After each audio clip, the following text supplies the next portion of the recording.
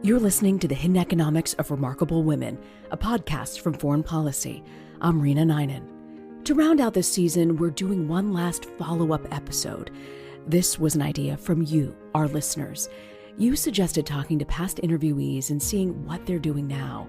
For today's show, we're doing a reporters' roundtable where we look back and look ahead at some of our most impactful stories of the past 8 seasons.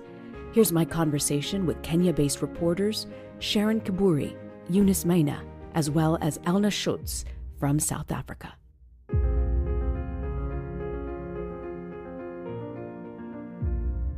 Sharon, you reported on sexual harassment within newsrooms in Kenya. At the time, you interviewed the head of the Association of Media Women in Kenya, who spearheaded a lot of efforts to reduce sexual harassment, including trainings. Recently, you spoke to the head of the organization. What did she say? What's happened since those efforts started a few years ago? So when I spoke to Quinta Mbure, the current executive director of Association of Media Women in Kenya, she pointed me to a report that they just recently did in 2024. The report highlighted that 60% of participants, who are predominantly female journalists, they reported experiencing sexual harassment in their careers. Respondents were aged between 25 and 35, and that's a pretty young age. 54% had experienced harassment, which sort of like rubber stamps our earlier notion. This harassment most of the time happens from bosses to the juniors, and these juniors more often than not are interns. Okay. Yeah, so a huge chunk of the 54% were actually interns. And these common forms of harassment, including advances, the unwanted advances, offensive comments, and sexual exploitation language. And another thing that came out from that research is that majority of the respondents also said that they were not aware of any reporting mechanism. Over 65% of the correspondents say they were unaware about mechanisms of reporting sexual harassment, or even how to address it, or even like how to go about it in their offices, which is very damning given that these campaigns have already been going on for so long. So with these trainings, was there any silver lining? Did sexual harassment decrease? Did you see any progress? Most media houses have adopted some form of sexual harassment guidance, and they have embraced the fact that this is a phenomenon that is affecting the media industry. I can say that the feedback was encouraging. Majority of them shared, they'd experienced changed behavior in their newsrooms. People were more informed, and as is expected, the cases or the rates of harassment went down tremendously. But these are just, we were just piloting. However, the implementation still leaves a lot to be desired and can be improved a lot more. There are hundreds of media organizations in this country, community media organizations in this country, that are still in need of the sexual harassment policy. A lot can be done. There's hope, of course, since the conversation is taking place. Yes, there's hope that this can at least improve in the coming days. However, it's a long road, to be honest. Elna, you covered a nonprofit that's helped combat gender-based violence, or GBV, as it's known, in South Africa. And the way they did this was by engaging male allies. There was this kind of encouragement in this negative behavior that made these men feel like what we are doing is the right thing. I'm curious, though, how has gender-based violence rates changed since you first reported on this in 2023? I would love to give you easy, concrete answers about whether it went up or down, but that is part of the problem. A lot of GBV, as we know, doesn't get reported. It only gets reported through a certain lens, whether that is perhaps police statistics on murder that don't include whether it was gender-based. But the latest numbers I have are still rather high. During 2023, there were around 53,000 sexual offences reported to the police. Rape does account for the majority of those. And so recent research is showing that around a third of South African women, so that's over 7 million, have experienced physical violence. So sexual violence goes down to about 10%, but again, whether those numbers are really to be trusted is hard to say. And we know that it also costs the country quite a bit. So it's estimated that gender-based violence might cost the economy anything between 28 to 40 billion rands, which is a lot of money in our economy. So that's what we know now, but it's really hard to say. Yeah, it's not so easy sometimes with some of these initiatives that it's so clean cut and the home run is obvious, but progress takes time. I'm curious, you caught up with the men from that episode. What are they up to now? Bafana Kumalo, who you might remember was the founder of an organization called Sonke Gender Justice, which does a lot of wonderful work in the country and has for many years, including specifically with men. Sonke means all of us, because we were arguing that gender is actually about all of us in society, women and men, boys and girls. And I want to focus on a bit of the good, because when I spoke to him recently, he did have a lot of positive things to say. So, for instance, he says he's seeing that there is an increased overall awareness and sort of positive attitude towards acknowledging gender-based violence. We're now seeing more men speaking against gender-based violence in the public, which is something that was not there for a while. So, for instance, cases around abusive clergy or traditional leaders are becoming more prominent, which in the past wasn't the case. We have several cases that are in court now where people within some religious fraternities have come forward to report abuse by clergy, and these cases have been investigated thoroughly, and they are in court. You've had a few traditional leaders, traditional healers, really getting long sentences, which we think it's a right way to go, so that it sends a message to society that this kind of behavior is not acceptable. And the organization itself is expanding, is continuing with its work focused on men. And they're also finding that their work is inspiring partnerships with other countries. The work that we have done with the religious and traditional leaders in South Africa, we've also been able to share that experience with our partners in the region. And it has had great impact in countries where there's harmful practices like child marriages and female genital mutilation, where we've seen enhancement in policy advocacy. The difficulties are that there are still big problems within the police and criminal system. We do still have a huge problem with gender-based violence, as I mentioned. And then the problem that is on many people's minds, including Bafana's, including many people across the continent, is that sexual violence care centers are affected by some of the cuts to USAID, so American aid to the continent.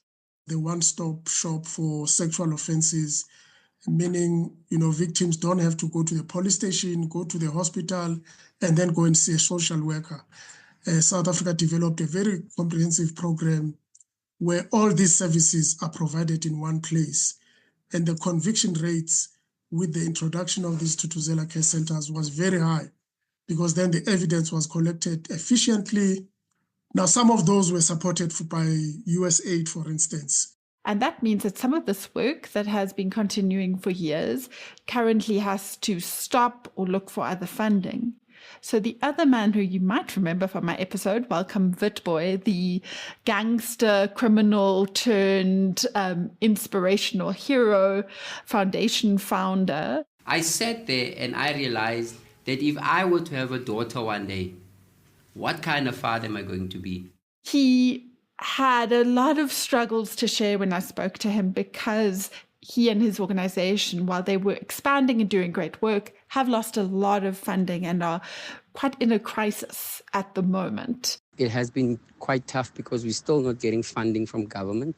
So they are really trying to see what they can do, but they've had to cut some of their programs. They've had to move some of their housing for girls and boys. So that really is the problem, to the point that they're struggling to pay for electricity or the basics.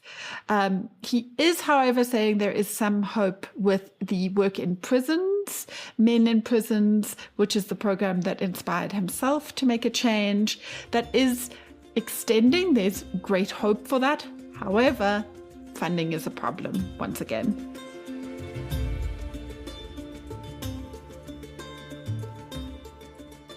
Up next, I hear from longtime hero contributor Eunice Maina. She recently reconnected with a group of young women who were featured in her story about an app that they developed called EndCut.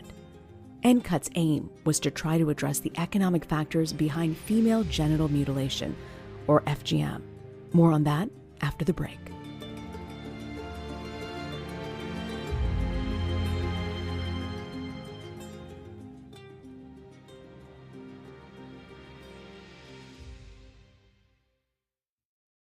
Welcome back to the Hidden Economics of Remarkable Women, a production of Foreign Policy. I'm Reena Ninan.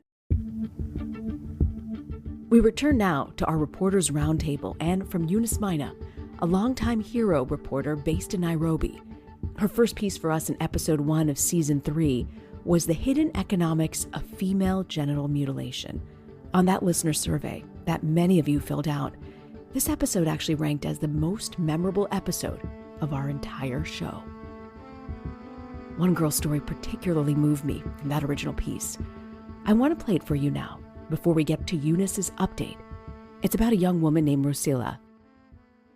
I was married off when I was 9 years old. I stayed with my father. My mother passed on when I was 6 years old. And my father decided to marry me off to an old man who was almost 42 years old. In the Samburu community, before a girl is married off, she first has to undergo female circumcision, which involves harming the genitalia. Rosila was no exception.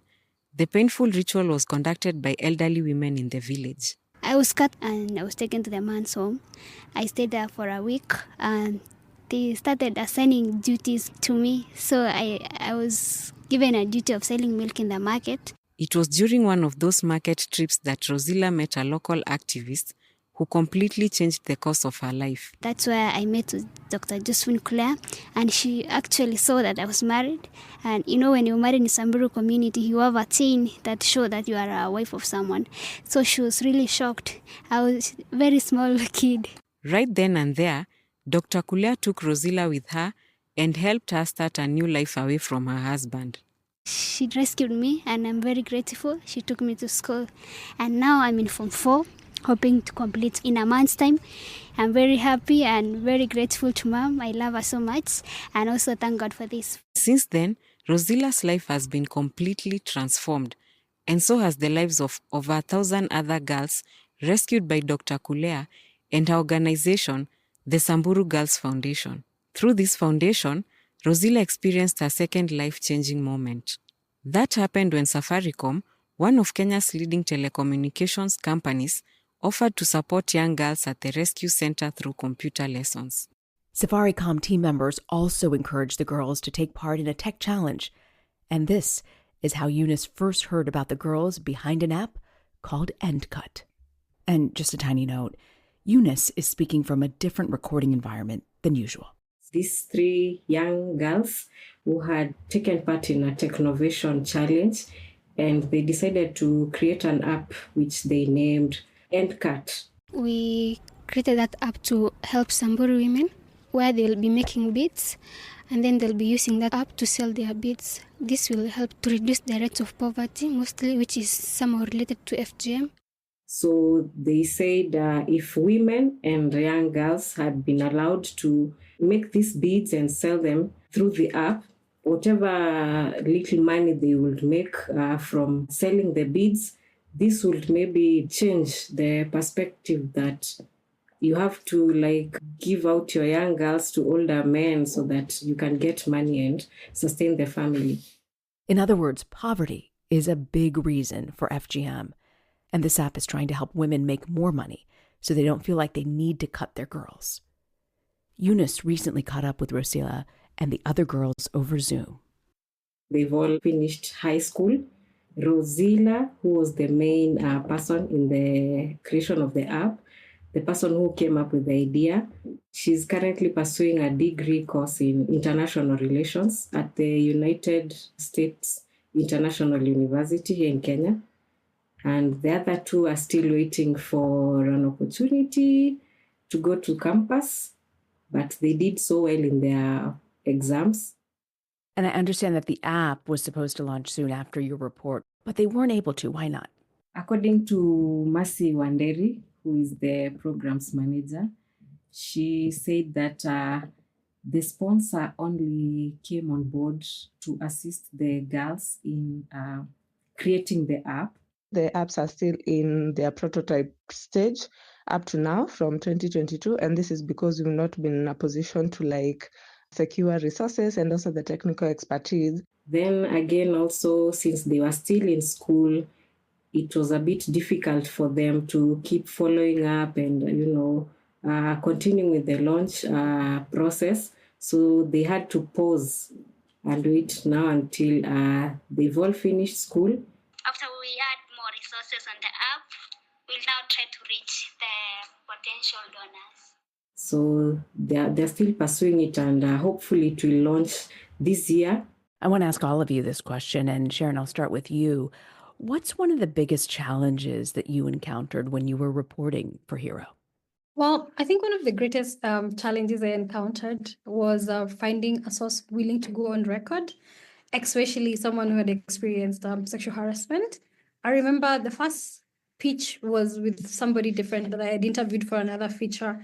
And it was so frustrating when they pulled out on the last minute because they decided they do not want to talk about sexual harassment anymore. And it's something that was so traumatizing that they wanted to leave it behind. They felt they've given it all they could throughout the years.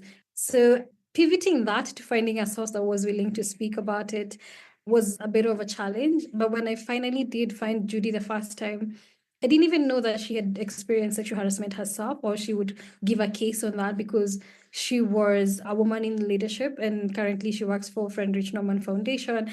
This is somebody who I had never heard of her story in that sense. So just going into that interview, just speaking about policies, and I just wanted to ask her about her experience having championed a policy that she literally helped write and pushed media houses for it. And I didn't want to even ask her about whether she had ever experienced this or why she was very passionate about this.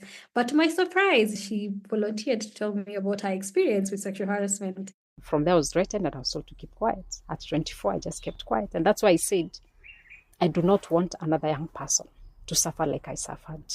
It ended up being a better story, to be honest, because her case stemmed from a personal experience that pushed her to be very passionate about reporting on sexual harassment.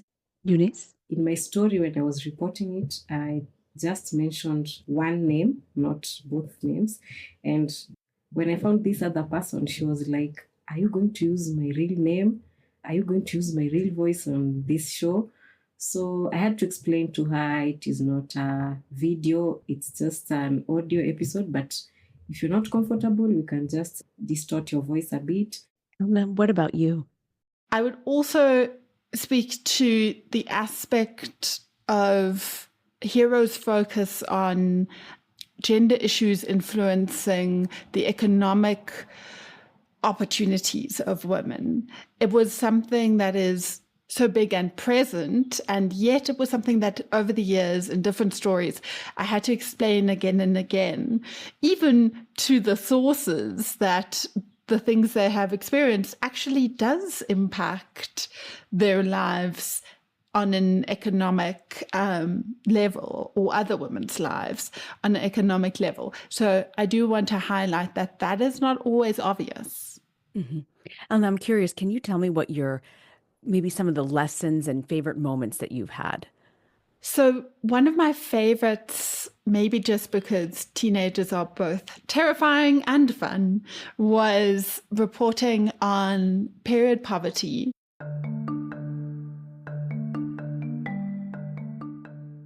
I had spent the whole day there, and I was really starting to worry that you had sent me across the country for nothing, because nobody wanted to speak to me.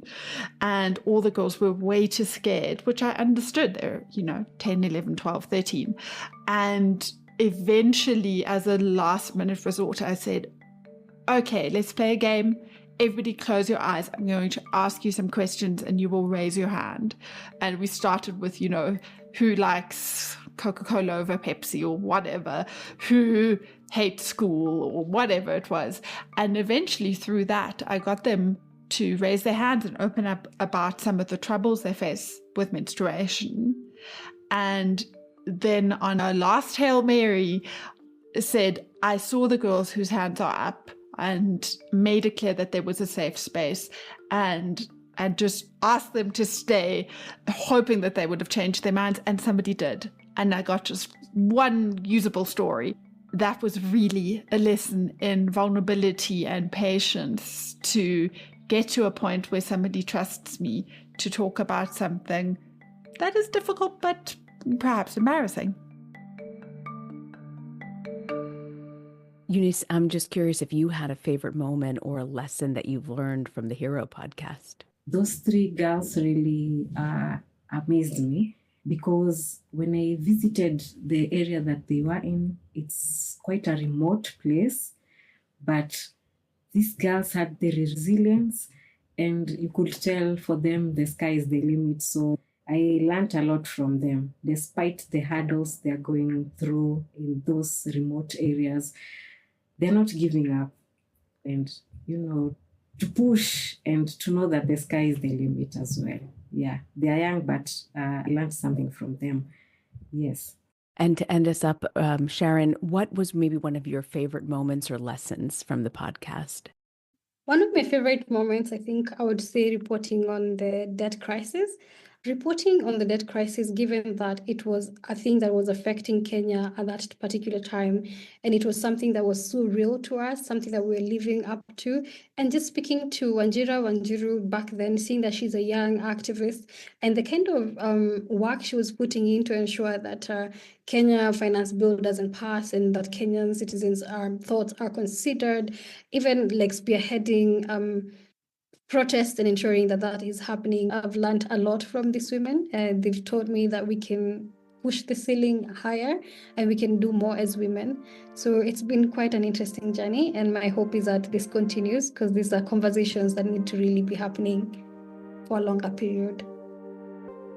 Eunice, Maina, Sharon, Kiburi, and Elna Schutz, thank you all so much for your incredible reporting and for covering these really important issues. We're grateful.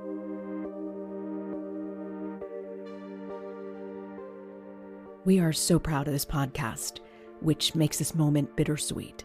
This may be our last episode for now. We are so grateful to the funding that we've received for the show for over the last 4 years. But our largest grant is ending soon. So for now, we're saying goodbye, but we truly hope to be back in your feed someday. Until then, stay strong. It's easy to forget the hidden power we all carry, especially in challenging times. Don't lose sight of it.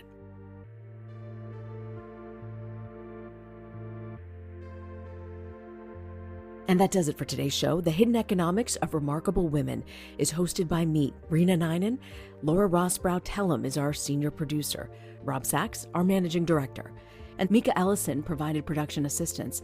The Hidden Economics of Remarkable Women is a production of Foreign Policy and is supported by the Gates Foundation and the Roberta Buffett Institute for Global Affairs at Northwestern University. Thanks for listening, and goodbye for now.